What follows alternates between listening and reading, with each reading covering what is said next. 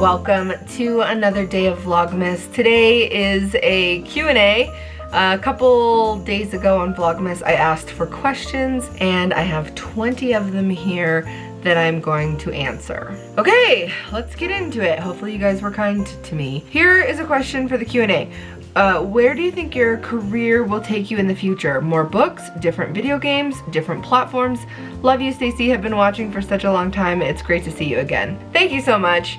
Okay, I could make a whole video about that topic, and I might, but the short answer is that I definitely want to keep writing more books. Yes.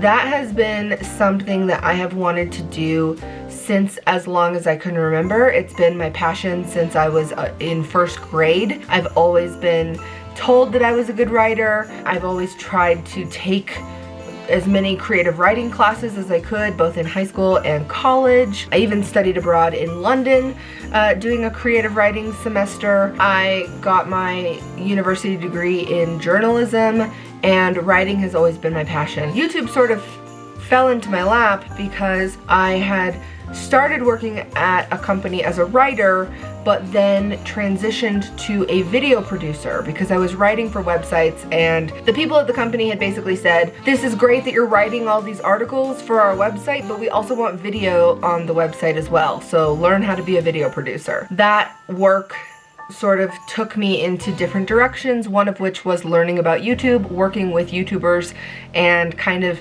you know, becoming a producer or a director for a lot of YouTube channels. I worked for a channel called teen.com, which is how I met Joey and Strawberry17 and Catrific, and also how I was introduced sort of to Justine, Tyler Oakley, just a lot of YouTubers back then. And then of course through Minecraft I started doing YouTube myself, and the rest is history. But even when my YouTube channel was just sort of picking up, when it was really just a hobby of playing Minecraft, I was also a consultant for HarperCollins Publishers' teen YouTube channel called Epic Reads. So I was still sort of like, I like publishing, I want to write a book. And so then I got to write 4 books. My 4th book is called Wild Rescuers, Sentinels in the Deep Ocean, and it's basically my book series. There's 4 of them. They're all based on Dogcraft. It's the characters of my Dogcraft Minecraft series. The 4th book is the final book, and I don't think I've really said that anywhere because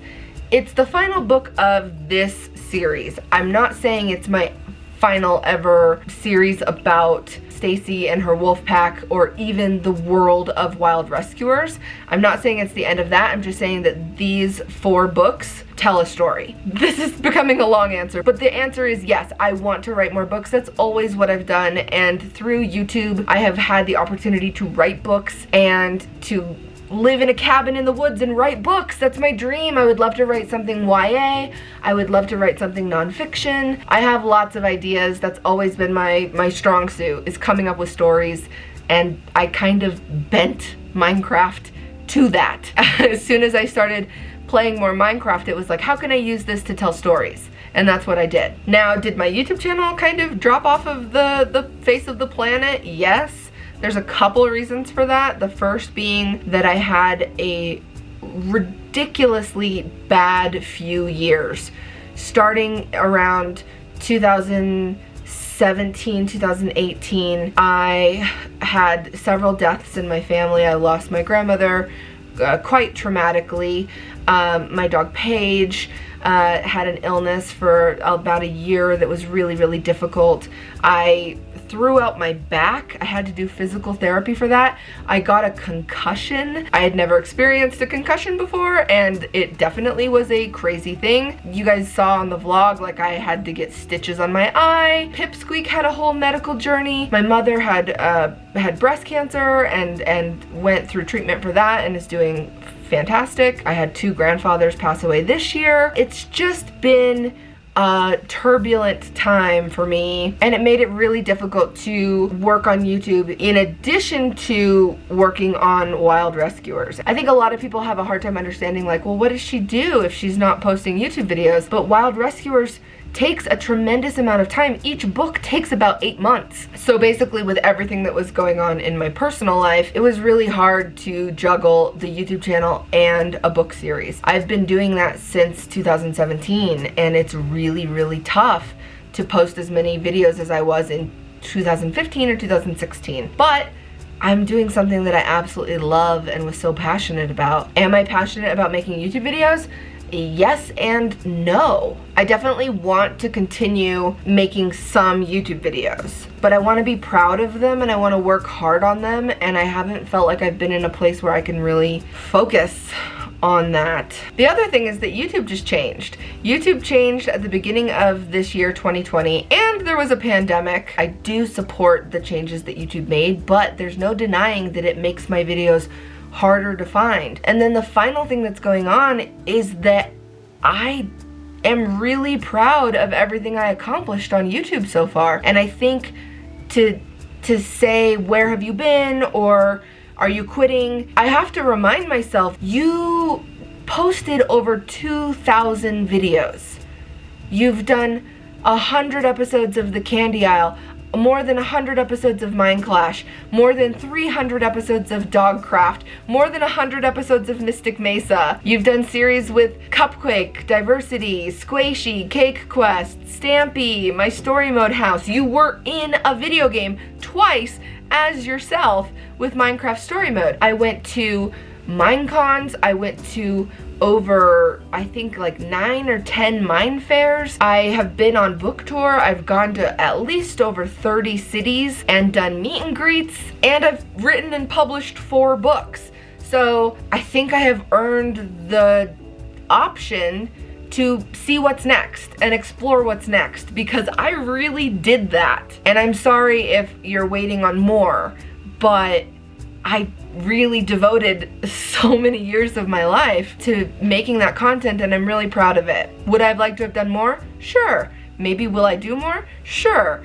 But the pace that I was going at, this is not sustainable. It's not something that you can do for more than 5 years. So I had my little window, and now I'm trying to figure out what to do in the future. The lighting, I'm sure, has completely changed because I just talked so long for that question. Anyway, the bottom line is I thank you for supporting me, and I hope that I can continue to make you proud. Okay, many minutes later, next question. What happened to the adorable animal print wallpaper you were going to put in the kitchen? What's first on the list of renovations next year? And would you vlog more after Vlogmas? I've really been enjoying them. Thank you so much.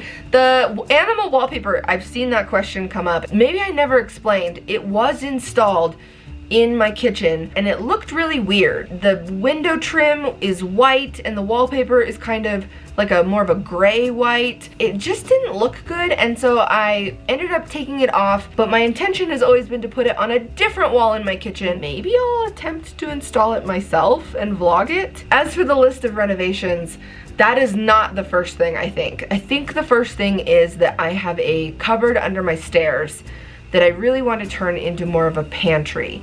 When I built this place, I was like, I don't need that much room to store food. And then I wanted to quarantine.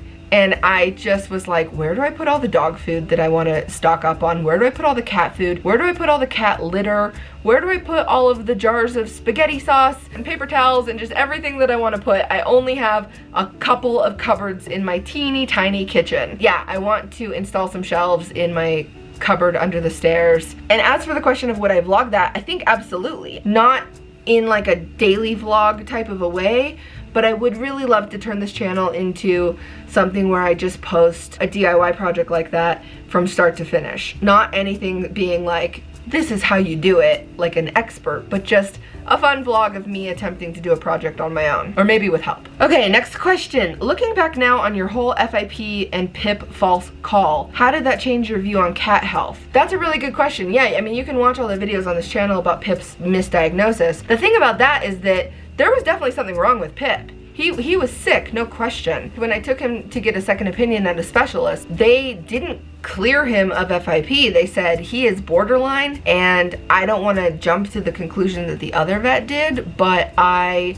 am concerned. It basically taught me that I knew zero about cat health, still probably know zero about cat health, the way that I feel like I know dogs a little bit better because I always had dogs growing up. But yeah, I definitely feel like I was a very fortunate case where I had the money to keep doing tests, and I also had the luxury of working from home back then and being able to separate my two cats and see how it played out. And he's the most beautiful cat. Like, I just can't even believe what he turned into, and he's such a cuddle bug now, and I can't imagine my life without him. And I know that a lot of people come and watch my videos who are going through the same thing. It's really sad when people's cats do end up having FIP, because I feel like my videos can give them a false sense of hope. I think at the end of the day, what it taught me is that I'm not in control. Rescuing an animal just means that you have to be there for that animal no matter what its journey is. If Pip's journey had been living a couple of weeks and slowly losing weight and declining, I would have helped him through that, and I'm really glad that it didn't end up that way, but it's just something you have to be prepared for. How are you enjoying Twitch streaming? Do you like it better than YouTube? I didn't mention Twitch streaming earlier. Yeah, I've been streaming on Twitch for like almost 2 years, I think. Yeah, the other person asked me if I plan to play more video games. So I plan to post some more video games on StacyPlays that are not Minecraft, but I've been streaming them on Twitch. I played the most incredible game called Roki this year. I played a game called Carto that I absolutely loved. What other indie games? I just love playing indie games there. I've really gotten to know the people that show up in those Twitch streams. So yeah, check out my Twitch, I guess. It's definitely more of a cozy vibe. I've got my setup, my stream setup here now. The cats are here, I'm at my cabin. Sometimes the internet goes out. It's just a cozier, more chill vibe. Would you ever write another book series than the Biomes one, or one for an older age group like YA? Do you have a favorite genre of writing? Yeah, so I kind of mentioned that. I have a YA idea. It literally came to me on a walk, and it was probably 2013. I've not been able to get the idea out of my head since 2013, but I've just been on this wild YouTube ride. But it's a YA series, and I would love to write it. Maybe in 2021. Do you still have the Mesa house? Do you ever go stay there anymore? Yes, I do still have a house in the desert. I bought it for my mother, and then this is another thing that happened to me that was just like, I am working so hard, but no one knows what I'm working on. My mother had a house, and then she decided that she just wanted to live in the desert house all the time. It's beautiful down there. She has her dog, Chica, down there. So I fixed her house up and sold it in 3 days. That sounded wrong. I sold it in 3 days. Fixing it up literally took like an entire month. And then I staged it. I staged it with like a lot of my own decorations and got it all perfect and brand spanking new. A landscaper came, cut down some trees. It was an unbelievable effort, and it sold like that. And so now my mom and I basically are co-owners of the house in the desert. And I do go there, but I didn't go there that often because of the pandemic. But I want to go there a lot this winter because Molly just loves it there. She loves going on long walks in the desert with Chica. So I do plan to go down a bunch. And yes, I still have that house. Okay, are you looking forward to anything in particular next year? Do you have any big trips planned, or just anything you're excited for? I am in a book club now that I'm very excited about. So I'm doing that online. They meet in person a couple times a year, but I mean, it's kind of COVID dependent. And I do have a writing retreat next year. I don't know if it'll get canceled. I won't say where yet, but it's somewhere I've never been, and it involves writing, but then also going on like outdoor adventures. That's the one thing I'm looking forward to next year. I really hope that that trip happens. Other than that, I really just plan to, I've loved actually, this sounds terrible because I know so many people have gone through such a hard time with coronavirus, but I have loved staying put. The 2 years prior to 2020, I traveled to the max. So I'm actually looking forward to not traveling a lot, but maybe choosing like 1 or 2 trips. So I have my writing adventure trip, and then if everything settles down, I would love to just either go back to England and visit my friends, or I would love to go somewhere I've never been, maybe like Denmark, or back to Sweden, or Switzerland. What is it like living in the mountains? Are there many shops nearby, and how often do you go to the sea? I go to the sea maybe once a year. Molly went to the sea last year, and it was the cutest. Oh my god. gosh, it was the cutest thing I've ever seen. She hadn't been to the beach since I lived in Los Angeles, which was like, you know, 2014. But yeah, no,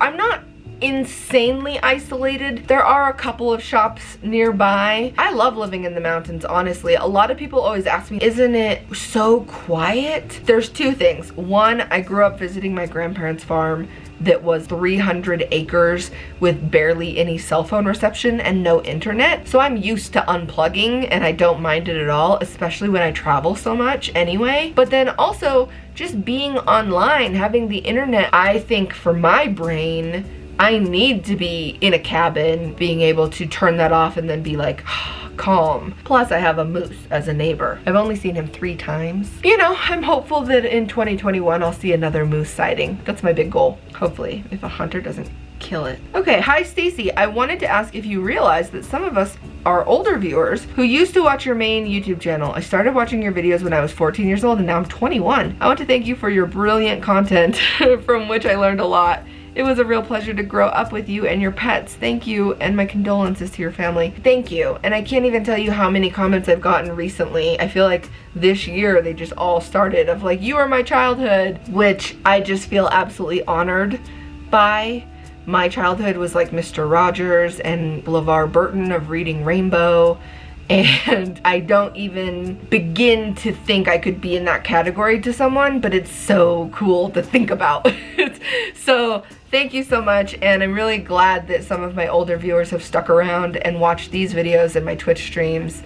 And I hope that, you know, we can be friends forever. Oh my gosh, I have so many more. I gotta go faster. Okay, I'm like not even halfway through. What are some Christmas recipes you know? Love you and hope you're doing well, Stacy. Christmas recipes. My family always made æbleskivers. I think I'm saying that wrong. It's probably æbleskivers. I think they're Danish, and they're basically like little pancakes that are like balls. And they're so yummy. There's a special pan that you use to make them. My mom made them every year for me growing up, and I think my grandmother made them too. We're not Danish. I don't think. There might be some distant relatives. Last year my mom made me gluten-free ones for the first time, and they were great, and I'm looking forward to them this year. Do you like sledding? What is a memory that always makes you smile? Do you have any fun hats that you never get to wear? Oh my gosh, yes I do.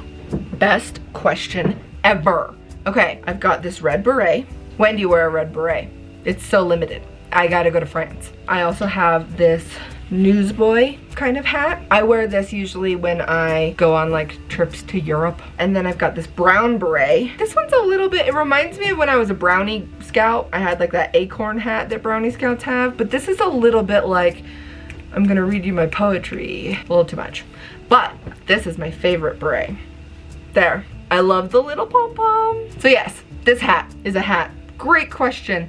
I do like sledding. My dad and I used to go sledding a lot, but now we go skiing. I know you graduated university. What did you get your degree in? Did anyone influence your passion for literature? I got my degree in journalism. I took a lot of upper division geology courses and paleontology courses because that was my love growing up, was dinosaurs. I wish I had majored in geology and English. The person who influenced my passion for literature would probably disagree that I have a passion for literature. I read a ton when I was really little, and then I went through a solid few years of just comic book reading. But it was definitely my mother. She was a librarian, and she worked in libraries and elementary school libraries for like 20 years. We had a little after school reading club with my best friend where we would sit in our screened-in porch with my mom and read the American Girl books. My favorite, well, I have the doll of Kirsten, but I wish I had the doll of Molly. Molly was my favorite. But when I was a kid, there was literally only Samantha, Kirsten, Molly, and Felicity. And then Addie was a big deal. And now I think, who even knows? I'm keeping this hat on, just so you guys know. All right, what is it like being an author? Do you have any advice for people like me who are aspiring writers and are unsure about their ideas? Do you have any advice on developing characters and world building? What a good question. I heard a really famous author once say, and I really took this to heart, you're always waiting for your book to be published, and that is your moment of success. and happiness. I'm sure for some writers it does feel great when they publish their book. What she said, it was Elizabeth Gilbert, by the way, that the actual getting to write, just sit down and be creative, that's the job I want to have. It's about getting to make the books, and then hopefully they get published. Do you think you'll ever upload normally on the StacyPlays channel? Do you want another dog? Would you get another cat? Do you want to get any other animals other than a dog or cat? What's your favorite color and food? Okay, talked about the StacyPlays channel. If normally means 2016, 6 different videos a week, every day of the week, then probably no, never. Do I want another dog? Eventually, but I think I've responded to a lot of people about that. It's just not responsible for me to get another dog. Does this look bizarre? This is a very good, manageable level of pets for me, especially because my dad has Polly and my mother has Chica. If anything, heaven forbid, were to happen to either of my parents, I would be taking in their dog, so I won't be getting another dog anytime soon. And I will never get another cat. With Milktoast and Pipsqueak, they have a bond. It's very adorable. I don't want to mess it up. Other than a cat or a dog, like a miniature donkey, maybe. Favorite color is like, I always say it's blue, obviously, but I do love green. And my favorite food, pizza? If you got to pick another animal to play as for a future Shelter game, what would you choose? That's a game I'm so looking forward to. They're coming out with Shelter 3 and it has to do with baby elephants. In the past, I've played as a badger and a lynx. If I had to pick another animal, I think it'd be really fun to play as an otter. That could be really cute, like a river otter. I feel like that's a really good one that they should do. Otter. Of course, like a fox or like a moose, but I think for the gameplay, otter would be really fun. Okay, as one of your sort of older viewers, do you have any advice for rising college freshmen? Yes, major in the thing that you love. Think back to when you were a kid. I always wanted to be a writer or a like archaeologist, paleontologist. Those were my passions, and I fully believe that your passion that you develop when you are 5, 6, 7 years old, you should not lose that as you grow up and are like, ooh, I need to get this type of a job. Do that passion. There's jobs for everything. Whatever really makes you happy is what you should work on, because it will make the world better. Drop poli-sci. That's what I did. I was a poli-sci major. I was gonna go to law school and then I dropped it and I went to journalism. Maybe your thing is political science. That's fine. It gets complicated when parents are helping pay for college or whatever, but you really just have to truly follow your passion. What jobs did you have before becoming a YouTuber full-time? Oh my gosh, there's not enough time. I had a newspaper route when I was a little kid. I worked at country clubs. I worked on a golf course. I worked at an internet provider writing their e-commerce flow for when you're signing up for internet and cable service, and I'm like, do you want to add TV? I worked in advertising. I worked for the Jonas Brothers for a while. I was a celebrity interviewer. I've interviewed movie stars and musicians. I mean, you know, Taylor Swift, Selena Gomez, Emma Watson, everyone in the Twilight movies many times over. Oh, I worked at Banana Republic for years. I'm forgetting some. So many jobs. 3 questions left, I think. Since your dad is Mexican, what's the question? Do you know some Spanish? That is a goal of mine. My grandfather was a native Spanish speaker and made it a point to speak English to my father. And so my dad understands tons of Spanish, but speaking wise, we're both still not at all fluent. I was pretty fluent when I was like in middle school. I took Spanish every single year, like 7th through 12th. And then I even went to my local community college and took Spanish classes there during my senior year, but I've lost a lot of vocabulary. Definitely something that I want to get better at. I think I just need to travel a bunch to a Spanish-speaking country. What keeps you going and motivated, especially now during these scary times? Hope you're well and doing okay. I know you had some major losses in the last few years. You are loved and cherished. Thanks for always being there for me when I was growing up. That's so sweet. What keeps me going and motivated? I feel as though my business on YouTube is not finished. There are some things that I still plan to do, and until I do those things, I am motivated to keep going. It's hard, but in a few years, hopefully you'll know what I'm talking about. I don't know. I think also having had so many jobs in the past, this is such a cool job. I'm motivated to keep it.